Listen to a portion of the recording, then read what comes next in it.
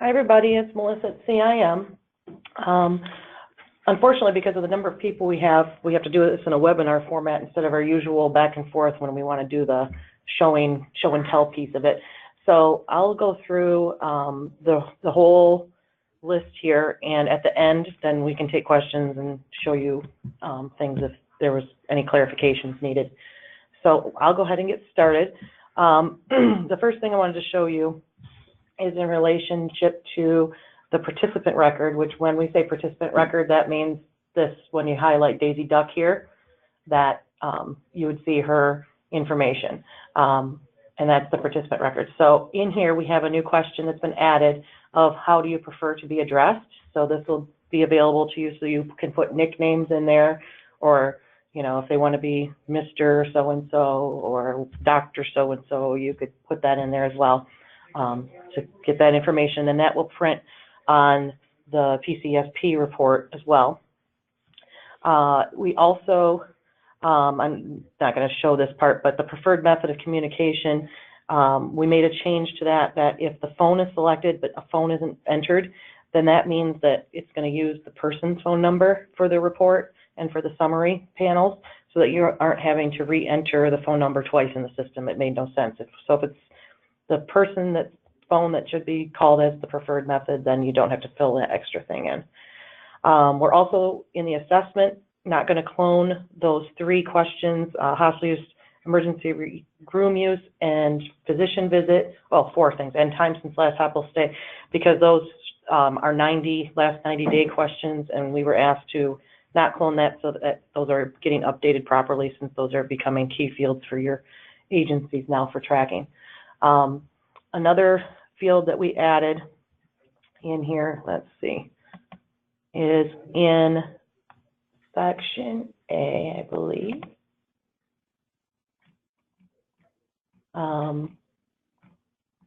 There's a new About Me question. So this is another PCSP question to go on to the report for you to put in anything about their strengths and abilities and desires. That's a piece we're missing currently that's required for a proper plan of care. So per the managed care regulations, that is. So that's being added here, and then we'll also show in the report. So that's part of the SW Section A data collection. And we have also updated the late assessment reason information. It's just calculation information that we'll go through in a second, but just so that you're aware of that, so we'll skip and go back to that later.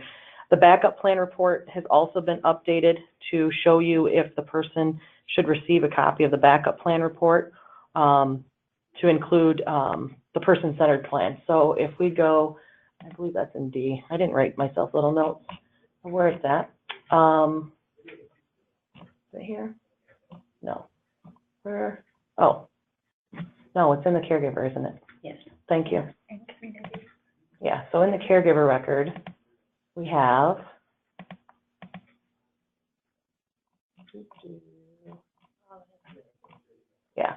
so we just added that extra text, a person-centered service plan, and that will also be on the report as well.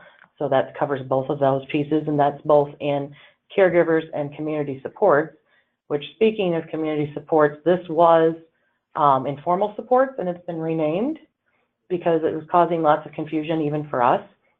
So this is what is currently called informal supports node, where you record people that are not caregivers.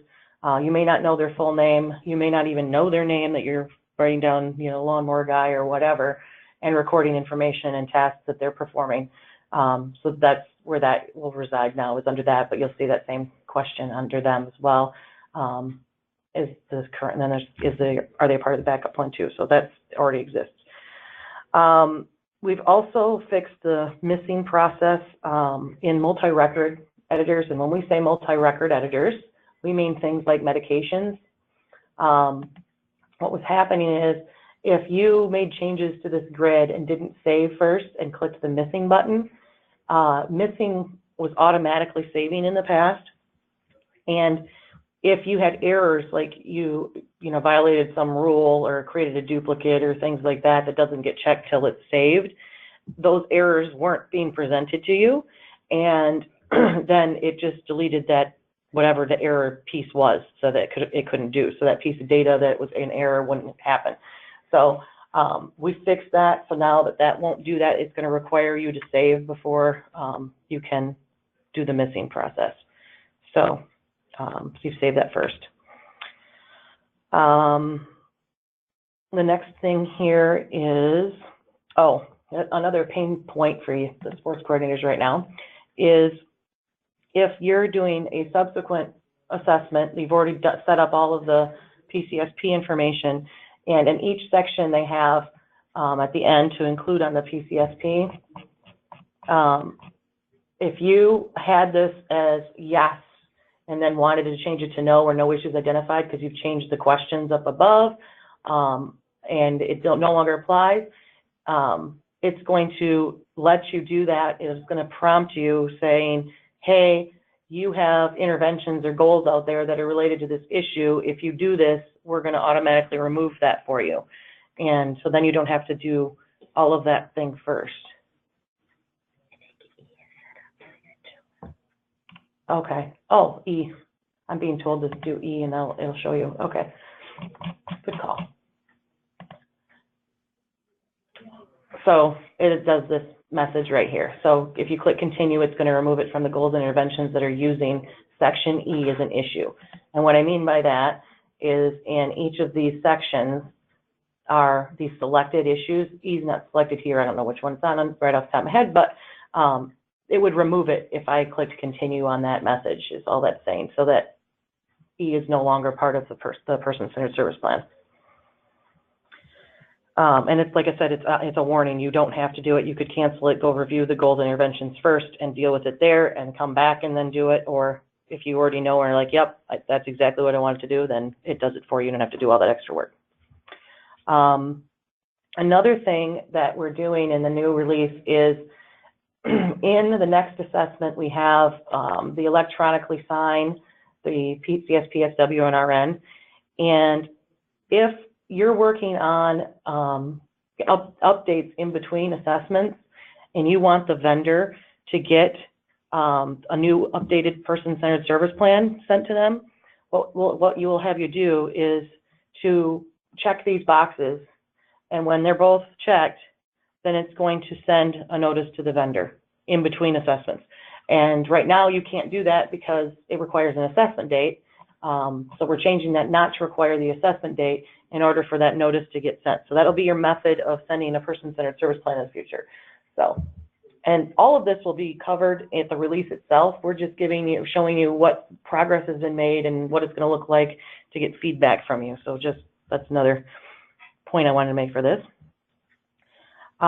We've made changes to the assessment reports that are minor. I'm not going to show you that. But we have also added new reports at your request of the quality assurance. There's now a full report and a limited report. And the limited is the one you have today. So the limited means that we only show the fields that were selected to not be included on the PCSP when there's not normal questions with those, so that you can make sure that everything was good. And everybody wanted to also see those are some issues to avoid getting cited on that. And then, but the flip side of that is to see the ones that you said include on it and to make sure that you've documented everything properly as well.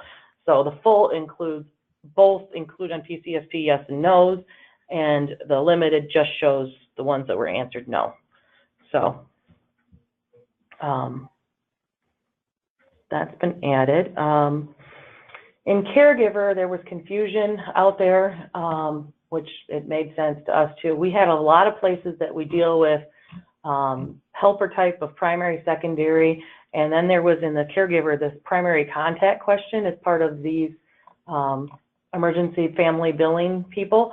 And so part of the PCSP work group, they asked us to remove that question. So that's been removed from here, from the report and from the summary on this. So that won't exist anymore. The data is gone because we're going to rely on the preferred method of communication information for that. You also have the primary helper information in here to show you that too.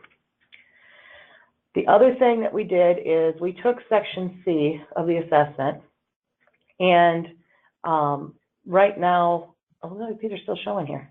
I thought we got rid of Yeah, it. that part's not done It's yet. not done yet. Okay, not done yet. But what the intent is that these guys are going to disappear from this part up. And actually, yeah, that part and up. And the only thing will be remaining in this section is this informal helper status questions, the hours, and strong and supportive relationships, as well as comments. So those will remain. The rest of these, whatever data is in here right now, is going to attempt to convert as a caregiver record. And I say attempt because you may already have caregiver records created for those same people. So if you do, it's just going to update the caregiver record information with extraneous, because the section C will win of that data, and it will update the caregiver record if it's not in sync. And if it's otherwise, if they're exactly the same, nothing will happen. So that's going to happen. So this section, you will no longer manage helper data, or your helpers in here. You're going to manage them in the caregiver records themselves, so that you're not putting the data in redundantly like you are today. So that will be a great change and save you guys a lot of time. Behind the scenes, we are still going to be filling these in with a process that's not turned on QA, otherwise you'd see Donald in here. But Donald would show up in the background for the inter-II exports that we have to send to them for their calculations. So we handle it in our system differently than they will, but same principle, just we're going to be doing it behind the scenes from your caregiver data. The other thing we're doing is we're only going to enforce one primary and one secondary caregiver. So that will also cause conflicts. We're going to be actually sending out some scripts here.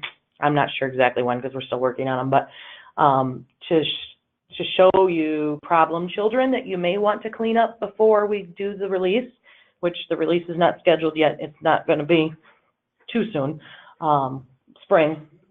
But it says we're still working on those items that are on this later. But so anyway, we're going to be sending out some scripts for you guys to run that you can see any of these problem children where you have a primary helper name here. Maybe the primary helper here is, I don't know, George Jetson, and Donald Duck in the caregiver record is the primary helper. So they conflict. And so those kinds of things are what we would show you on the scripts that you could then, adjust in the next assessments if you wish so that they're right. But ultimately, we're assuming Section C wins. So if Section C is what you want, then you don't have to make any changes.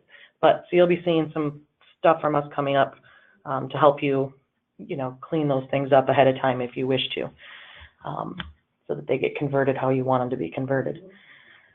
And then we're enforcing only one primary and one secondary. So if this primary and secondary are totally different people than the primary and secondary and caregivers here, we're changing these caregiver records to be the other helpers.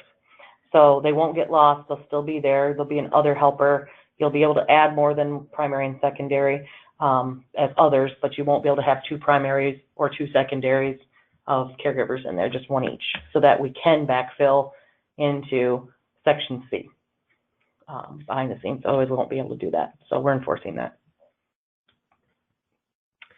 The other thing is in the caregiver record, we have combined the frequency and tasks because they're very similar, and you may not know the duration of that. So it just says include frequency and duration if known. Otherwise, it's basically your task field. So we combine that in both here and in the newly named community supports. Same thing. So those are combined, so you don't have to try to figure out what to put in there for each of them. The other thing we've done at your request was to change the DME section into a data grid like medications is. So now that has a summary there. You come in here and you can edit all of the DME at once instead of going into each one individually. So that should save a lot of time. We've also added enteral formula and coagulation tester to the list that was requested as well. And then that change provider selection, or for the new provider table, is just this information here. It was what we've done that we haven't talked about yet. It's coming in 2 seconds, it looks like. Is that this information is now coming from a main master list instead of individual DME pharmacy medical provider list. So I'll show you in a second. So all that means is that we made sure to update this to refer to the new area. That's all. The other thing in here, the medical provider had a change as well to add an additional descriptor field. And we added this additional descriptor field to help delineate between different, you may want the same medical provider name, but maybe they have two purposes involved. So you can have this additional descriptor. This additional descriptor could also be to spell out what type of provider they are, such as you may want to distinguish that this is their oncologist or this is their cardiac surgeon or whatever, cardiologist, there's the word. You could type that out, whatever you want, and that will then also bring forward into arranged interventions as that additional descriptor that will help with clarifying things on the person-centered service plan report is the intention. So that's what that's there for. Anything that you want to show up that is, you know, more English and would help the participant and anybody else involved in the case understand what that medical provider is for, you could use that field to do that, and it will show up there. But they'll all be empty to start with. We fixed some problems with the review missing in the interventions and goals, and as well as the report, it was showing the include on PCSP as missing when no issue identified was chosen. So we've resolved that. We've also removed in the goal section, the goal is important for me question. It was decided that everything on the person-centered service plan should be important to the person, so that important for the person, yeah. Important to the person is the other one. Important for me, important to me. Yeah, that one is also, that one's on the, it's still in the goals. So we've got rid of the extra one that people were confused as to why they would answer that anyway and how. So that confusing issue is going to be gone. So the next thing is the arranged providers. So like I was just mentioning, under the tools menu, agent-specific data, whoops, let me get this precise. There's a new agent providers.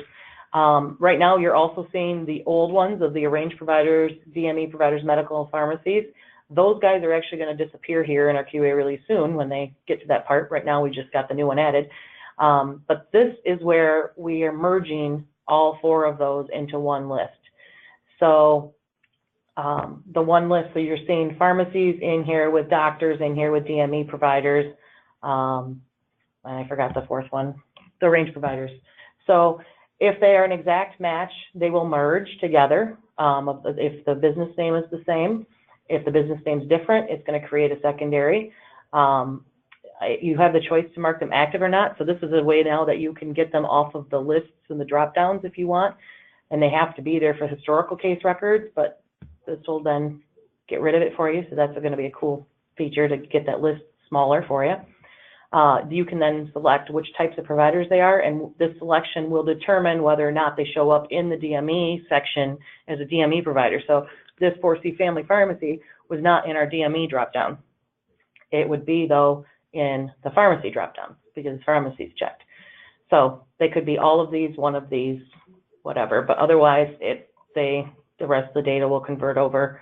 You have, a couple fields that are, specific to only certain things like credentials and specialty for medical providers.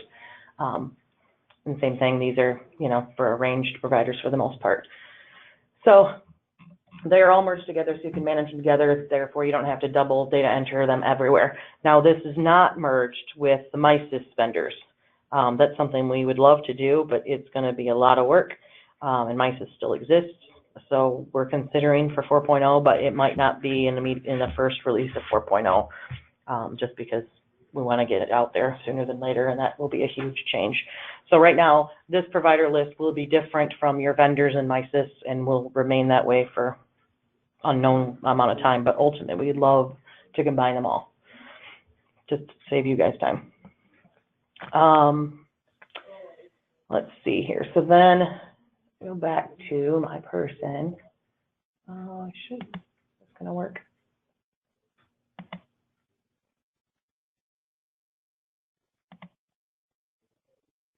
Man, not today. We need to fix that.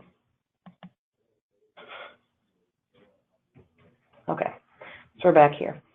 So arranged interventions is my next thing. So the interventions has changed. You're going to first see on the left, you've got the self that's being added. And that's if the person has interventions that they want to perform, that they're performing on their own, that you could record those here in whatever. It's just intervention. There's a description, what issues this addresses, and start and resolve date in there. So that's the self. The arranged changes. Arranged also has the additional descriptor that's been added, and this will help you with, like if durable medical equipment has been added to this list, you can list out the additional information for that. We have some new features coming to copy from the DME into an arranged intervention, should that be appropriate. And when it does that, it will take the item name and put that as the additional descriptor for you. So then you can tell the difference and have multiple DME items in here and with the different additional descriptors because they show them differently. And here's an example, like the interventions palliative care, and the additional descriptor is this palliative care Ann Arbor, Michigan. So it actually prints the additional descriptor if that's present instead of the intervention.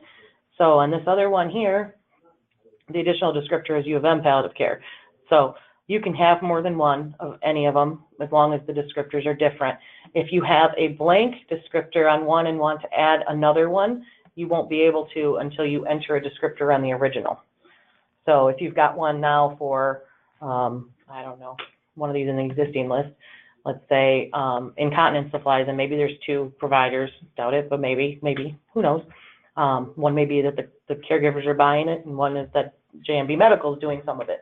So you could then put in there, you know, that in that additional descriptor, you'd have to update the original one to say caregiver supplied or whatever, and JMB supplied, so that you could put both of them in there at the same time. So you'd have to fill in the first one that you already have existing, is all.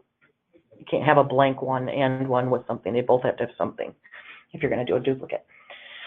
Let's see. So yeah, there's a bunch of new arranged interventions in this list. Let me go back up. We've got palliative care, skilled care, independent living services, primary physician, other physician, the durable medical equipment, and tribal services. So those will all be available for you guys to use, and then when that comes up. We've also removed the frequency. That's not here anymore, which people didn't know it, and it just became problematic. If you want to, you can include that in the intervention description itself, if you know it. If you don't, then that's fine. And then this also, we have a provider type in here because arranged interventions could possibly be any of these other things. So this is what will change a drop-down list for these guys. Let me click back over here maybe. Yeah, so arranged provider selected, and then the list of the arranged providers shows up. And if you choose pharmacy, we're going to then have the list update, and that 4C family pharmacy shows up. So we have that available for you guys to select, and as well as all of those other places, medical providers, pharmacies, and DMEs are also going to have the copy to the person-centered service plan ability that we're still working on right now. So once that is in place, that will automatically fill that in with whatever came out of medical providers and DMEs, et cetera. So that'll be very shorthand for you. We had some issues behind the scenes that we've corrected in regards to the caregiver and community supports have references to the next assessment still behind the scenes when they shouldn't. So it was making it so that you guys couldn't finalize things, and that was bad. So we're correcting that in this next release. Informal interventions, we removed the frequency as well. So I was just going to tell you those guys. My paper's all confused. Here we go. Purchased interventions. So there's some changes there too. Purchase waiver will go into. The intervention description is now gone okay, that used to be right here, that's going to disappear, except for supports coordination. So supports coordination is still going to have it because this is where you'll put the extra detail in. And we've also increased this size from 2,000 characters to 3,800, so you have more space to put whatever needs to be in there. We've also updated the communication plans. They are now just numbers. If you have text in here, then it won't convert. It'll disappear on you. If you're putting numbers in there now, then the numbers will come over. If you have numbers and text, it's not coming over either. So if it's just numbers, we take it. If it's anything other than just numbers, it won't convert, and there'll be scripts provided for that for you to update your next assessments should you choose to before the release comes out. Then we've added the new questions that were requested here about the primary care physician should be mailed a copy of the PCSP and any other physicians, and if yes, to list them here. So that's available. And then we'll be creating a script for you if you want to create, to get that list out of the system to mail them. So there's that. The other thing is we merged the NMT and NEMT transportation codes into community transportation, which is this guy. So those two will now no longer be in the list. If I click add, you won't see NMT or NEMT. They're gone. It's now the community transportation, and we're automatically going to convert both of those into the one for you. So they'll all be converted. You won't have to re-enter anything. If you've entered them now, they're going to convert over as community transportation with the release. Oh, and then self-interventions. Here's another thing. If the self-intervention, are going to convert those as well if the intervention name in informal, so right now informal is a name, a text field you can put in. If that text is the person's name, first and last, it's going to convert it as a self-intervention for you. So you won't have to do that extra work and move them over, because otherwise, if the informal intervention doesn't have a caregiver or community support selected, informal support today, then it's not going to convert over in the new informal, because the new informal will not have any text-based intervention. It's going to be a caregiver or community support, and if you happen to put the person's name in there today, it's going to convert to the self one. So that's another thing. We'll be giving you a script so you can review those to see what won't make it. The other neat things are the key display at the top is now showing, which this is the case key display when we talk about that, is now showing the Guardian question. If it was answered, whatever response was, it's yes, and the DPOA is yes. It will also show let's see, I'm not going to say this wrong, the reassess interval if, so where's that at? Did we not do that part yet? We removed the reassess interval. Yes, thank you. I'm losing it. And open status and county to add the DPOA, Guardian, and hospice. If you have an arranged intervention of hospice, it's going to show up here as well. That they're hospice. It's also going to show on the little detail button, the I, and it will show who the Guardian DPOA are. We've also added the service need level to this, and hospice also will show up here with the name of the hospice, and I think the phone number, I'm not positive.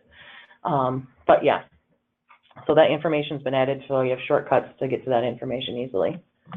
And then we updated the next assess due, the 30 contact due, the late reason, all based on that SC interval.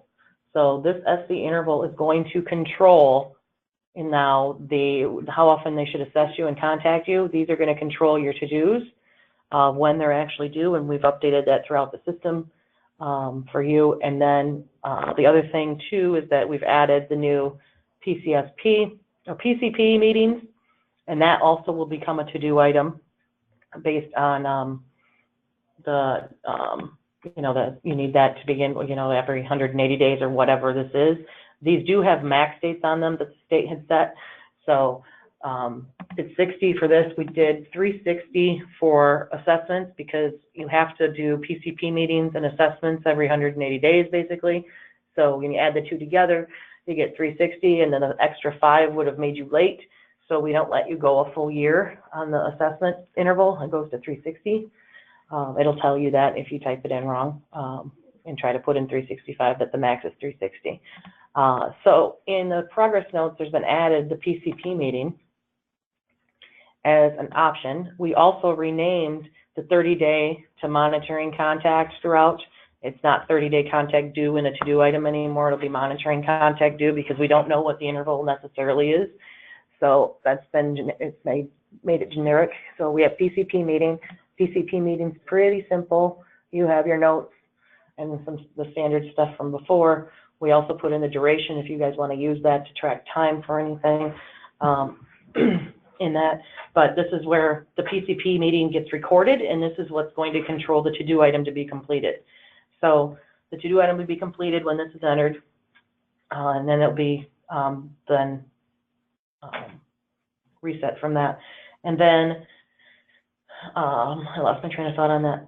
So the PCP meeting's controlled from this. The assessments are controlled still from the assessments. The contacts due are controlled by the monthly monitoring contact that you have today is now monitoring contact because it may not be monthly because you can go up to 60 days now based on the contract. So that information is up to date throughout the system for all those different timing issues and the timely contacts and all that. We'll be updating the SC performance script as well to reflect all that. We're working on that too. So you'll have that up to date with those figures based on all that too, and adding in the PCP meeting. The other thing we did is change the monitoring contact text on a question, which do we have? Is one of these already one? Yeah, the second one down. One? It was the second one down before I added one. So any skilled care such as PT, OT, ST, or nursing, we've added that. And we changed it actually to add the or nursing part. So that's been added in there, that question, so it counts that too. Some other things we've done that are like the welcome email and the forgot password email, the directions, we made those clearer. So that's going to be changed. We updated everything to be consistent in wording. We used like token versus identification code, and it was all confusing. So we fixed those to all be the same. One thing that we had originally slated for the release that we've taken out is that if you change an open status, it could potentially cause a late reason or late assessment to not have a reason, because if the assessment was already done and it would, we were going to add a warning to let you know that that would happen if you change this open status. We decided to take that out because of the complexity of that. It was really, really awful. It would slow down the time, your time of data entering it, as well as a lot of it's now changing to the communication plan. So the frequency of that open status causing a late reason would be null and void because you're using the SC communication plan questions as the trigger, not the open status. So we skipped it and said it wasn't worth it. If it's something that becomes problematic in the future for you guys, then we could consider re-adding it. But at the moment, we don't know that there even is a problem with it. So we're not going to do it. We've also added a LCM5 program that was requested for us. So that's, you'll have another one, 1 through 5 now instead of just 4 that you could use for anything in your agency. Those are just the dashboard things that we also updated are listed there. And the to-do items, we've updated the calculations and all that we've already talked about. Let's see, I'm looking what else. Updated the aggregate PCP quality assurance report to the full version so that your quality staff can look at the full and not the limited. Updated calculus on the Nexus S2. We updated the arranged service provider permission to be the agent provider permission of the New World. So whoever has arranged service provider permission today will have the new agent provider today. If they don't have that for viewer ed change and they have medical providers, pharmacy, DME, that no longer will control those. Those are disappearing. So we decided to use the newer one because nowadays you guys probably don't want all your supports coordinators in that world. And You want to manage it probably at a more higher supervisory level. And we know that a lot of supports coordinators had access to the old ones because it was needed when we first were starting and filling these lists up. But now that they're kind of not as fastly changing, because it's populated, that we decided to use this other permission that's newer instead. So that was our reasoning and logic for that. And then these other things are actually, the two of them are already in the system, the next two for the claims and the eligibility. We just had to add it to the release version. And then the NIFTY, there's an issue with changing NIFTY dates because it thinks the address is missing and it's not, so we fixed that. So that's what we've got done. Technically is ready, well, I say ready to roll. It's pretty ready to roll. We're finding minor problems here and there, but those ones are done. So the remaining work is listed underneath that we're still working on to have a software release. Removing ability to add child records to finalize assessments. We have an issue that we accidentally allowed you to add new records to an assessment that's been finalized. So that we're fixing in this release. We don't think it's happened that often, but it has happened. So we're doing that. We're also fixing how we clone goals and interventions into the next assessment so that that carries forward based on those the resolve dates, stop dates, depending on where you're at. So if that date is after the assigned date, it will remain in the next assessment.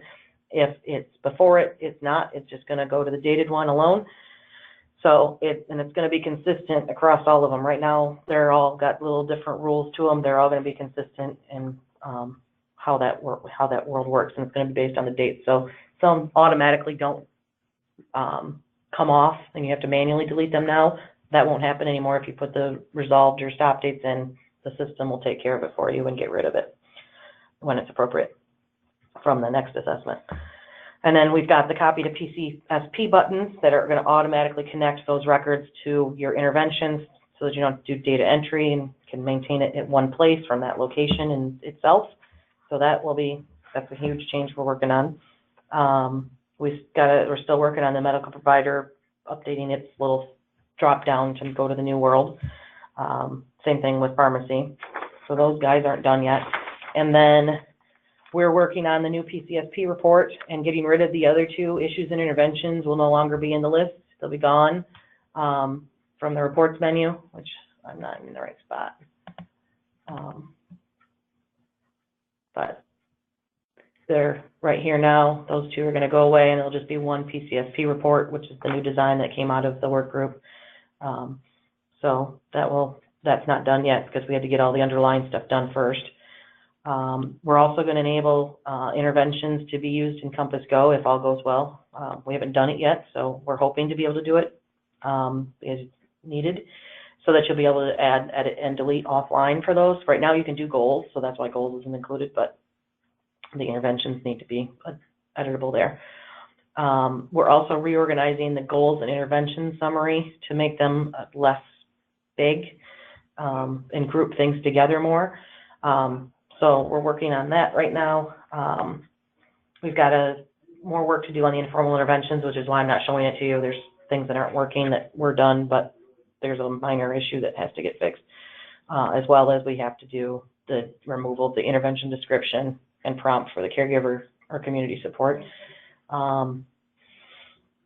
As well as that we're going to allow cloning of purchase interventions so that you could choose to clone a purchase intervention. For instance, your SC purchase waiver one, if the communication preferences change, you are going to want to clone that to keep everything else the same, and you're just going to update those intervals as of a new date. So we're going to allow for the cloning of purchase interventions basically for that purpose alone. But you could technically use it on the others too, so that will help so you don't have to re-enter it all. We're creating the new PCP meeting to-do item. That's not done yet. The new notice to the vendors and their version of the PCSP report has to be updated to the new one. So that will be done soon. Getting rid of those provider permissions that we talked about, that because it's controlled by one. We're also going into the Compass Assistant and updating that provider merge function that's in here. And it's not done, but right now we have the 3. We don't even have the arranged one. We're combining these all into the one for the arranged provider so that you can merge duplicates and things like that after the release, because you're going to probably find a lot of that. So you don't have to do it now. You can just wait to see what converts together and what doesn't and deal with it. Or you could clean it up now. It's up to you of how you want to deal with it. Then what else? Oh, and then the views for clear access, and we already talked about the SC performance script. So those things are yet to be done, but are on the list for this release. And we don't have a release date yet. We haven't done the report yet, and that usually takes quite a while and quite a few iterations, plus the Compass Go thing is an uncertain timeline one. With those 2 things, we can't commit to a date because they're just too big. So, but we are expecting, it'll be spring, it's not going to be June, probably April is my bestest guess right now. The other thing is too, is we are working on a patch for this. It won't have to be a full install of Compass Go. However, all the users are going to want to sync first because the caregiver conversions that are going on from Section C to caregiver, those guys will cause loss of data if you didn't sync changes to that before you patch. So just because we had to, it was either that or do an uninstall and reinstall for everybody, and didn't think that those data items were updated often enough from Go, and that you could easily just sync it first. So that's what I have. So I'm going to start looking at questions that have come in. Why would we put the name of the provider in the additional description box and not just as a provider? It would only be if, so this is talking about in that medical provider, for instance, you could put in 2 different ones, or you could put in the arranged interventions have that as well. And you could use the provider. It's just then if they had the same intervention, you would have to come up with something to uniquely describe them. And in the dumb scenario I came up with was the caregiver supplying it as well as you're also supplementing with J and B. So because that's the only delineation between the 2, that would be the additional descriptor, but you wouldn't normally do that, no. So that was just a really bad example on my part that I came up with. So, but normally your additional descriptor is just going to define further that intervention or medical provider, so it shows up on the PCFP report how you want it to look. So it's just a text-based thing. Is an intervention description being removed due to the description will populate from MISIS? No, MISIS, because it is MISIS and old and getting replaced, we aren't doing anything to show MISIS data than we already have in the system. So intervention descriptions being removed because it was determined to be very redundant and no one knew what to put into it besides the SC one, because tasks and frequency are dealt with in the separate area, if known, for the frequency and duration, that is. And what else was there to put in there besides the stuff that goes into MISIS? And right now, your PCFP really is a combination of the PCFP report plus your service summary report, and put those together. However, the state has said you don't have to get the service summary signed and such, so don't go doing any of that. But right now, no, MISIS stuff will still be just in the MISIS service, the service summary report will show it in Compass, but otherwise that will not be pulled through into the new system. When we get to 4.0, when MISIS is rewritten, then we'll be talking about integrating all that.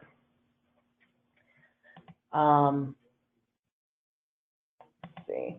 Will it be creating to-do items for assessments based on the status table, such as assessment being required within 30 days post-hospitalization? No, the status table, well, that's not true. It's conditional. So if you filled out the SC communication preferences and either purchased or other interventions, and you've put in the assessment interval in there, that overrides the status table. So whatever you have in open status or reassess interval, doesn't matter, it doesn't care about it. It's going to use the stuff from the SC communication preference. If the SC communication preference is not filled in, or you don't have SC interventions at all, it will use the open status record to do the interval for the assessments.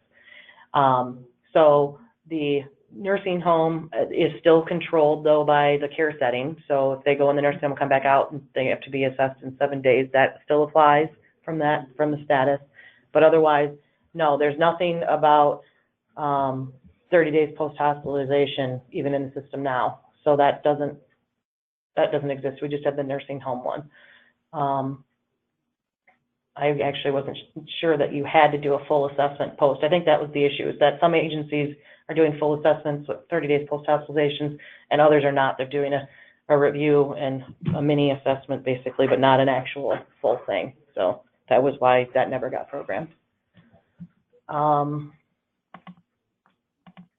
Stopped interventions or goals will remain on the reports until the next assessment is dated.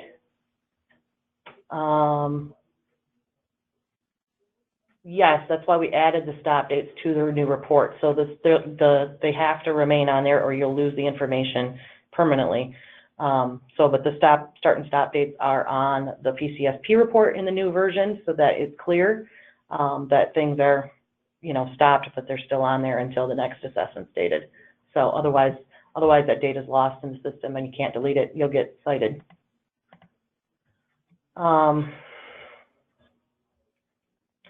Somebody's asking a question about a current dashboard issue, and that you should contact our help desk for. So I'm not going to address that on here because it sounds like there's something interesting going on. So you'll want to email the help desk for that.